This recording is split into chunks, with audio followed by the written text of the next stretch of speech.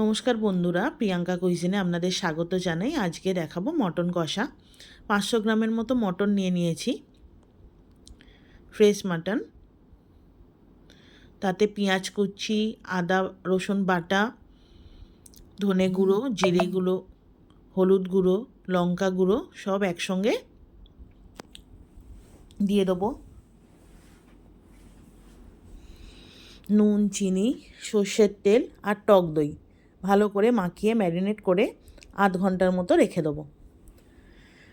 বাড়িতে কোনো হঠাৎ করে লোক এসে গেছে বা তাড়াতাড়ি রান্না করতে হবে, এই সহজ রেসিপিটা আপনারা ঘরে ট্রাই করতেই পারেন। খুব তাড়াতাড়ি হয়ে যায়, বেশি ঝামেলা নেই।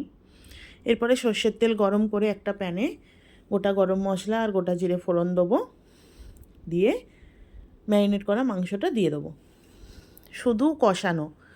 এবার ওই মশলা সমেত মাংসটাকে ভালো করে কষিয়ে নিয়ে ঢাকা দিয়ে দমে রান্না করতে হবে, তাহলেই আপনাদের মটন কষা একদম রেডি হয়ে যাবে।